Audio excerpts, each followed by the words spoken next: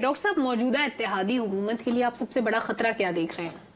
دیکھیے سلمہ، پہلی بات تو جو پی ایم ایل این کہلاتی ہے، ہماری ساری جو سیاسی جماعتیں ہیں وہ اس میں شخصیات بڑی امپورٹنٹ ہیں. تو جب تک اس پارٹی کے اندر این نواز کا نام شامل ہے تو ان کی سیاست تو ختم نہیں ہو رہی. جب تک نام رہے گا تب تک نیاز صاحب بھی رہیں گے. ٹھیک. اچھا، اب آپ سوچئے کہ جتنی بھی بڑی سیاسی جماعتیں ہیں وہ سب پاور میں ہیں. پی ٹی آئی پاور میں ہے، کے پی میں، پیپلز پارٹی پاور سندھ میں ہے، P M L N Punjab میں بھی ہے اور وفاق میں بھی مخلوق حکومت کا حصہ ہے.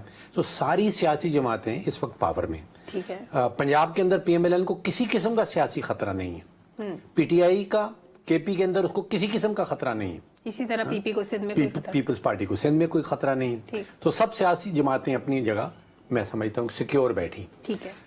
وفاقی حکومت کو سیاسی خطرہ پی ٹی آئی کی طرف سے بھی کوئی نہیں. شور ہے، شور مچائیں گے لیکن سیاسی خطرہ ان کو پی ٹی آئی کی طرف سے نہیں ہے. جو خطرہ ہے مخلوط حکومت کو وہ معاشی خطرہ ہے. اچھا، اگر کوئی خطرہ ان کو بڑھا ہے. دیکھیے اس کے بھی دو ڈائمنشنز ہیں. ایک تو مہنگائی کا حوالہ. جو حال مہنگائی کا ہو گیا ہے، دیکھیے اب 30-40-50 ہزار روپے کی بھی تنخواہ جو ہے ناکافی. آپ اپنا کام پورا، اب بجلی کے بل دیتے رہ جائیں گے، گیس کے بل، بجلی کے بل دینے کے بعد آپ کے پاس بچتا کچھ نہیں، عزت کی روٹی نہیں کھا سکتے. تو یہ تو بہت بڑا خطرہ ہے. اور دوسرا بہت بڑا خطرہ ہے کہ اگلے 12 مہینوں میں $25 ارب اکٹھا کرنا ہے. یہ بھی ہماری جیب سے جائے گا. یہ ابھی تو کوشش یہ ہے کہ آئی ایم ایف کی جیب سے نکال لیں اور سعودی عربیہ کی جیب سے نکال لیں، لیکن ایونچوئل بوجھ جو قرضہ جات کا ہے وہ تو ہمارے اوپر ہی پڑنا ہے. اب معاملہ یہ ہے کہ کیا پی ایم ایل این یا اس مخلوط حکومت کے پاس کوئی معاشی حکمت عملی ایگزسٹ کرتی ہے؟ انہوں نے کوئی بنا کے رکھی ہے اس سارے پرابلمز کو سالو کرنے کے لیے؟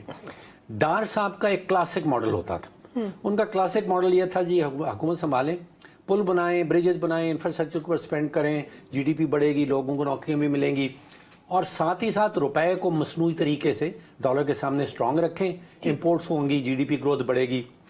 یہ ماڈل اب نہیں چل سکتا.